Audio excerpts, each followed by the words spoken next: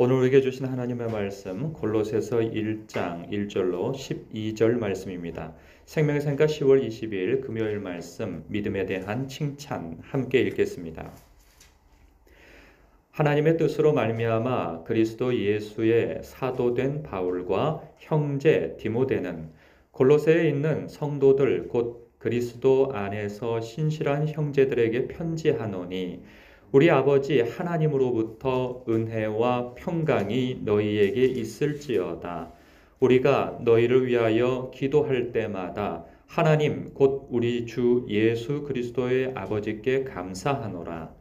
이는 그리스도 예수 안에 너희의 믿음과 모든 성도에 대한 사랑을 들었음이요 너희를 위하여 하늘에 쌓아둔 소망으로 말미암음이니 곧 너희가 전에 복음 진리의 말씀을 들은 것이라. 이 복음이 이미 너희에게 이름에 너희가 듣고 참으로 하나님의 은혜를 깨달은 날부터 너희 중에서와 같이 또한 온 천하에서도 열매를 맺어 자라는도다. 이와 같이 우리와 함께 종된 사랑하는 에바브라에게 너희가 배웠나니 그는 너희를 위한 그리스도의 신실한 일꾼이요 성령 안에서 너희 사랑을 우리에게 알린 자니라. 이로써 우리도 듣던 날부터 너희를 위하여 기도하기를 그치지 아니하고 구하노니 너희로 하여금 모든 신령한 지혜와 총명에 하나님의 뜻을 아는 것으로 채우게 하시고 주께 합당하게 행하여 범사에 기쁘시게 하고 모든 선한 일에 열매를 맺게 하시며 하나님을 아는 것에 자라게 하시고 그의 영광의 힘을 따라 모든 능력으로 능하게 하시며 기쁨으로 모든 견딤과 오래 참음에 이르게 하시고 우리로 하여금 빛 가운데에서 성도의 기업의 부분을 얻기에 합당하게 하신 아버지께 감사하게 하시기를 원하노라. 아멘. 오늘부터 골로새서 말씀 묵상을 시작하게 되는데요. 여러분에게 새로운 말씀을 묵상하게 될 때 권면해 드리고 싶은 것이 있습니다. 반드시 일독을 권합니다. 왜냐하면 이 묵상을 시작하면서 그냥 말씀만 곧대곧대 보고 가게 되어지면 이게 길을 잃게 되어집니다. 우리가 어떤 처음 가는 길을 이렇게 갈 때 약도를 하나 들고 목적지가 어디인가 대충 길이 어디인가 라는 것을 보고 가듯이 우리가 성경을 대할 때에도 이렇게 새로운 길을 가는 거 아니겠어요? 그럴 때 이 성경이 무엇을 말하려고 하는가 라는 것을 전체적으로 한번 이렇게 조망을 해볼 필요가 있습니다. 그래서 성경을 이렇게 묵상할 때, 새 책을 묵상할 때 반드시 일독을 하시고 좀 더 또 알아야 할, 그리고 또 묵상하는데 좀 풍성하게 도움이 되어줄 수 있는 것이 무엇이냐 하면 이 성경의 배경을 아는 것이 참 중요합니다. 성경의 배경을 알지 못하면 다른 사람들이 대화를 나누고 있는데 그 이전에 무슨 대화를 나눴는지도 알지도 못한 채 지금 말하는 것에 끼어드는 것 같습니다. 그러면 아주 당혹스러운 일이 벌어지는 거죠. 그래서 이게 어떤 상황 속에서 일어나는 사건들 속에서 이 편지가 쓰여졌는지 그것에 대해서 대략적인 파악이 필요합니다.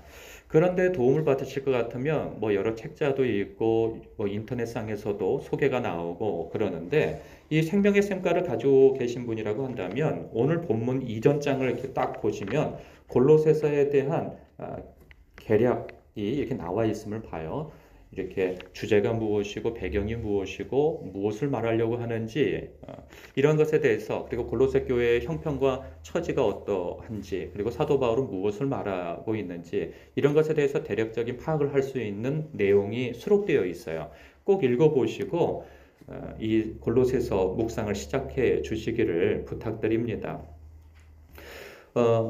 오늘 말씀만으로도요, 골로새서의 몇 가지 정보를 알 수가 있어요. 1절과 2절을 통해 이 바울 사도가 이 골로새에 있는 성도들에게 편지한 내용임을 알 수 있죠. 1절, 2절에 보면 이 바울과 형제 디모데는 이렇게 하는데 바울이 썼다 알 수 있는 거죠. 그래서 2절에 골로새에 있는 성도들에게 편지하노니 제가 다 읽지 않고 중간중간만 읽어드리는 겁니다. 그래서 이 내용만 보더라도 사도 바울이 골로새에 있는 성도들에게 편지한 거구나 라는 것을 알 수가 있습니다. 그리고 3절부터 6절까지의 내용을 보면 이렇게 골로새 교회가 복음 안에서 견실하게 세워졌음을 알 수 있습니다. 사도 바울이 그들이 어떤 신앙을 가지고 있는지, 복음을 듣고 어떻게 성장하고 있는지에 대한 칭찬을 하고 있어요. 그래서 4절에 보면 3절에 보면 예수 그리스도의 아버지께 하나님께 감사하노라. 왜 4절에 이유가 나오죠. 그리스도 예수 안에 너희의 믿음과 모든 성도에 대한 사랑을 내가 듣고 있다는 거죠. 그래서 너희를 위하여 하늘에 쌓아둔 소망으로 말미암음이니 곧 너희가 전에 복음 진리의 말씀을 들은 것이라. 이 복음이 이미 너희에게 이름에 너희가 듣고 참으로 하나님의 은혜를 깨달은 날부터 너희 중에서와 같이 또한 온 천하에서도 열매를 맺어 자라는도다. 그러죠. 복음을 듣고 믿음을 갖고 믿음을 갖는 것을 넘어서서 이렇게 서로 사랑하고 그리고 그리스도인, 즉 사도 바울은 얼굴을 알지 못하는 사람입니다. 그런데 사도 바울뿐만 아니라 모든 교회를 사랑하고 그리스도 안에서 한 형제 자매 되어진 사람들을 인정하고 사랑하는 부분에 대하여서 칭찬하고 있죠. 그러면서 이렇게 그럼 7절에 이와 같이 우리와 함께 종된 사랑하는 에바브로에게 너에게 배웠나니, 이것을 통해서 이 골로새 교회가 어떻게 세워졌는지 그리고 누구를 통해서 세워졌는지에 대한 단서가 나오죠. 에바브라라고 하는 사람에 대한 언급이 나오는데 너희가 에바브라에게 배웠다 얘기를 합니다. 그러니까 6절에 이 복음이 이미 너희에게 이름에 너희가 듣고, 그럼 누구한테 들었느냐? 골로새 교회의 성도들이 처음 누구에게 복음을 들었느냐? 바로 에바브라에게 듣고 가르침을 받았다는 사실을 짐작할 수가 있는 거죠. 사실 성경에 있는 역사적인 배경이나 이러한 것들은 사실 어디에 이렇게 다 뭐 적혀져 있다든가 뭐 이런 게 없어요. 역사적인 기록이 없습니다. 그러면 성경을 통해서 우리가 추론을 해봐야 되는데 이것을 통하여서 알 수 있는 것은 그 골로새 교회는 에바브라를 통하여서 세워진 교회구나 하는 것을 알 수가 있습니다.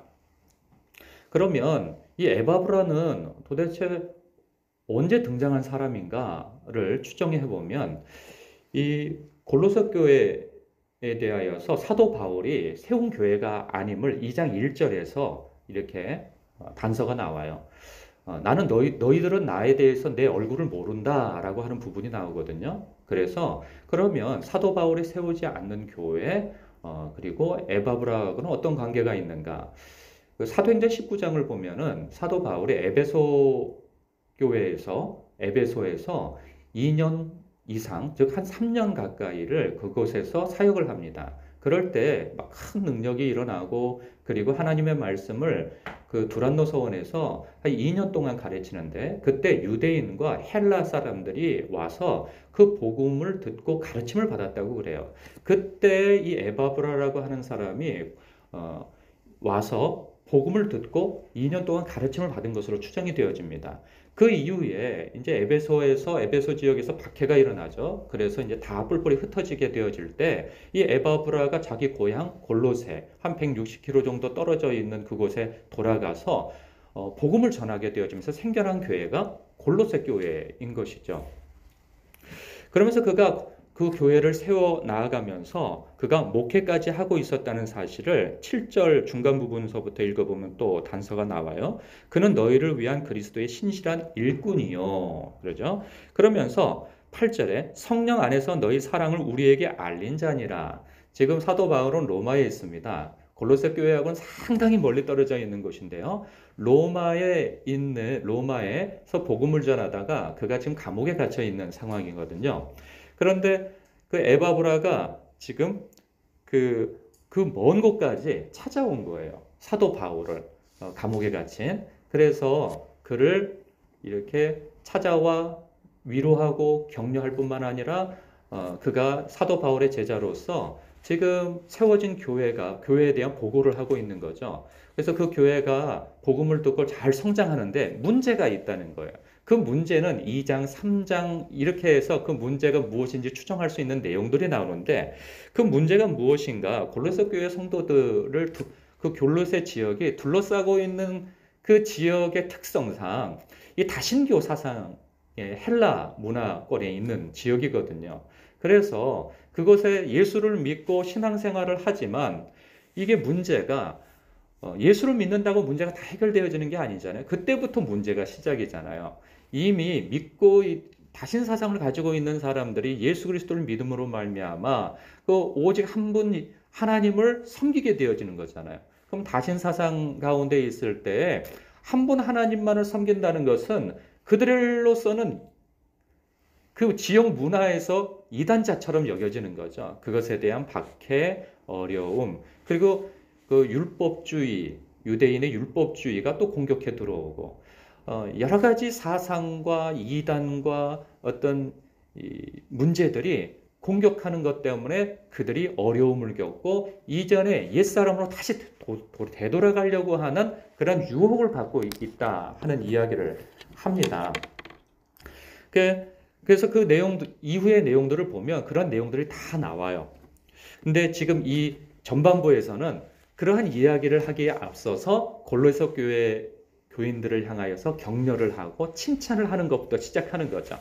사람이 누구에게 할 말이 있는데 지적부터 하고 나서면 들을 사람이 누가 있겠습니까? 먼저 그들의 신앙과 그들의 신앙의 삶을 격려하면서 칭찬을 하면 사람의 마음이 열리고 귀가 열리지 않겠어요? 그때 하고 싶은 말을 이제 하게 되어지는데 그게 2장서부터 나오게 되어집니다.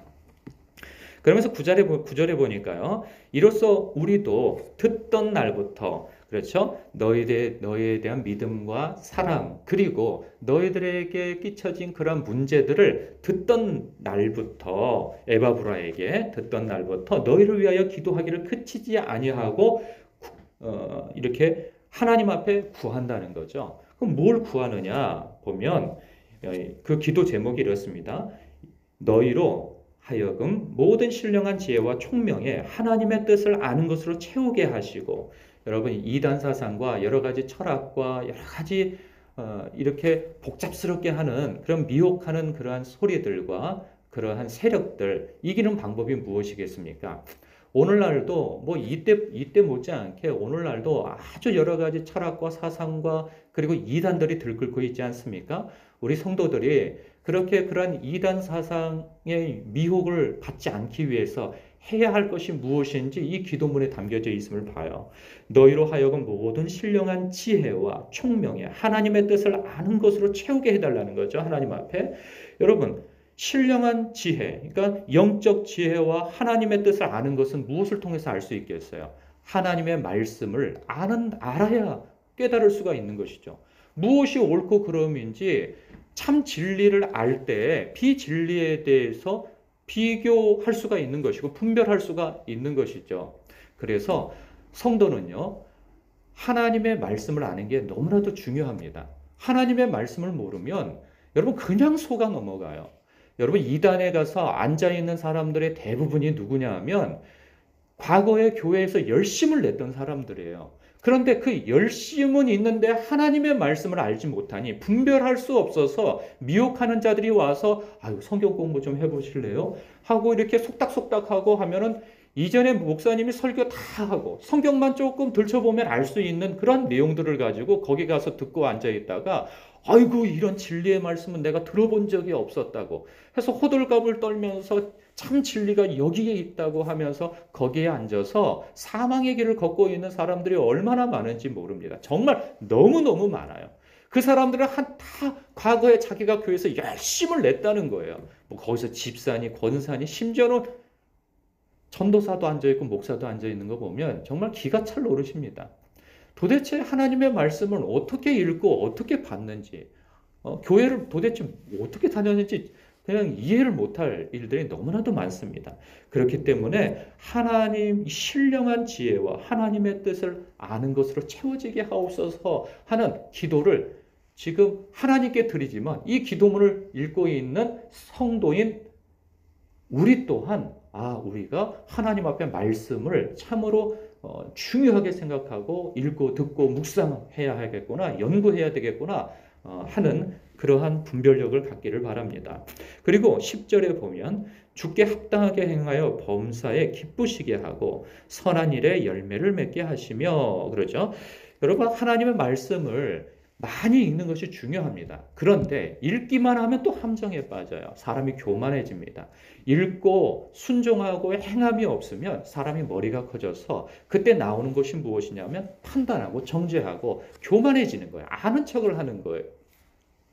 하나님의 말씀은 그 말씀을 가지고 누구를 대적하고 누구를 판단하고 정죄하라고 하는 것이 아니라 그 말씀을 가지고 나 자신을 비추어 성찰하라는 것이죠. 그래서 그리스도께까지 자라가라고 그 말씀을 주신 거라는 사실이에요. 그러려면 하나님의 말씀을 읽는 것과 그리고 연구하고 묵상하는 것에 더 나아가서 하나님의 말씀을 행하는 데까지, 순종하는 데까지 나아가는 것이죠. 그래서 선한 열매를 맺는 데까지 가는 것, 이것이 정말 필요한 것입니다. 그런가 하면요, 10절 마지막에 하나님을 아는 것에 잘하게 하시고 그럽니다. 여러분, 이것도 참 중요합니다. 신앙은요, 우리의 그 신앙은 뭐 윤리, 도덕, 철학, 그리고 격언, 처세술 이런 게 아니에요. 무엇인가 법칙을 우리가 알고 그것을 지켜나가는 그런 것들이 아니란 말이죠. 그것은 뭐냐면 신앙은 하나님과의 인격적 교제예요. 우리가 신앙생활을 오래 한다 하는 사람들도 보면은 마치 무슨 법칙을 지키고 그리고 어떤 시스템에 따라서 움직이고 하면 신앙이 잘할 거라고 생각하는데 이것은 굉장히 초보적인 것입니다. 신앙의 정말 그 핵심은 하나님과 인격적 교제를 갖는 거예요. 그래서 하나님을 아는 것에 잘하게 해달라는 것은 뭐냐면 하나님을 아는 성경적 지식 더해서 하나님을 경험하여 아는 것을 얘기하는 거죠. 그래서 시편 기자처럼 하나님을 맛보아 알지어다 하는 것처럼 하나님을 경험하여 알 필요가 있는 거예요. 그래서 성령님과 늘 동행하고 말씀으로 교제하고 인격적 교제를 나누는 것, 그것이 우리의 신앙을 살찌게 하고 깊게 하는 것입니다. 그리고 11절에 보면 그의 영광의 힘을 따라 모든 능력으로 능하게 하시며 기쁨으로 모든 견딤과 오래 참음에 이르게 하시고 그럽니다. 여러분, 살다 보면 이렇게 박해를 당하기도 하고 예수 믿는 것 때문에 어려움을 당하고 미혹을 당하기도 합니다. 그때 정말 중요한 것이 무엇이냐? 11절 처음에 그의 영광의 힘을 따라, 그의 영광, 예수 그리스도의 영광, 하나님의 크심을 알아야 되는 것이죠. 내가 믿고 있는 나의 하나님이, 나의 주님이 얼마나 크신 분인가를 알면 상대적으로 작은 것들이 나를 위협하고 그리고 나를 미혹하여도 그것에 넘어가지 않죠. 아니 1억 10억 가지고 있는 사람이 100만 원 미끼를 가지고 이렇게 유혹을 하면 거기에 넘어가겠습니까? 넘어가지 않는 거죠. 크신 하나님, 전지전능하신 주님이 나의 주인이신데 로마의 황제가 위협하고 겁박한다고, 도지사가 겁박한다고, 누가 겁박한다고 그거에 넘어가겠습니까? 그렇지 않다는 거예요. 그렇기 때문에 그의 영광의 힘을 따라 하나님이, 나의 주님이 얼마나 크신 분인가를 알게 되어지면 따라오는 것이 있어요. 신앙생활의 여정 속에서 모든 견딤과 오래 참음이 있게 되어지는데 그것을 억지로 참는 것이 아니라 어떻게 참게 된다고요? 기쁨으로 참게 되어진다는 거예요. 이게 놀라운 비밀인 것이죠. 우리 믿는 사람들은 우리 억지로 견디거나 억지로 참거나 이런 게 아니에요. 복음의 진수를 알게 되어진다면, 그 크신 하나님을 알게 되어진다면 우리가 예수님 때문에 당하는 그러한 일들을 기쁨으로 당할 수도 있다는 것이 이 신앙의 비밀인 것이죠. 그리고 12절에 보면 참 놀라운 마무리가 지어지는데요. 우리로 하여금 빛 가운데에서 성도의 기업의 부분을 얻기에 합당하게 하신 하나님께 감사하게 하시기를 원하노라. 이 말씀이 참 어려운데요. 이 표현이. 예를 들자면 이런 거예요. 성도는 누구냐? 이 기업을 얻을 자라는 거예요. 이건 뭐냐면 예수 그리스도와 함께 상속자라는 거죠. 이게 요한계시록에서도 나오고 성경에서 많은 부분에서 증언한 것이 무엇이냐면 예수 그리스도와 함께 온 세상을 마지막 때 다스릴 자로 성도가 세움을 받는다는 거예요. 그럼 우리의 미래의 모습은 무엇입니까? 그러니까 우리가 죽게 되어지거나 예수님께서 부활하셔서 마지막 때 온 세상이 심판당하게 되어질 때 그 심판의 구덩이 속에서 우리는 참으로 영광스러운 옷을 입고 하나님 앞에 하나님께 영접을 받아 예수 그리스도 교회에서 온 세상을 주님과 함께 다스리는 그런 상속자로 세워진다는 거예요. 그것을 미리 보라는 거죠. 그 영광스러운 모습을 미리 보게 되어지면 현재의 삶을 구차하게 살지 않는다는 거죠. 그래서 미래로 현재를 살라는 거예요. 미래로. 현재 나의 연약함과 자금과 이렇게 세상과 비교해서 작은 그것으로 살지 말고 비교해서 살지 말고 미래에 너에게 주어질 영광스러움을 바라보며 현재를 살라는 거예요.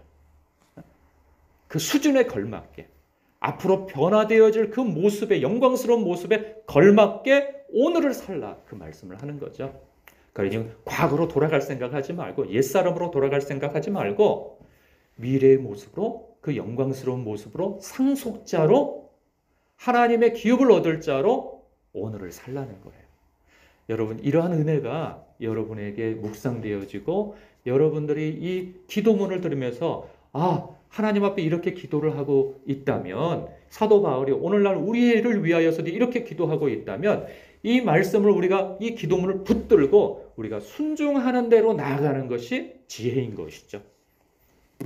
이렇게 지혜를 발휘하여서 여러분 참으로 사도 바울이 기도한 대로 말씀과 그리고 행함과 하나님을 아는 지식에서 깊어지고 또한 하나님의 영광의 그 능력을 따라서 기쁨으로 견딜 수 있으며 미래로 현재를 살아가는 그러한 복된 성도, 지혜로운 성도 더욱 되시길 주님의 이름으로 축복합니다. 기도하겠습니다.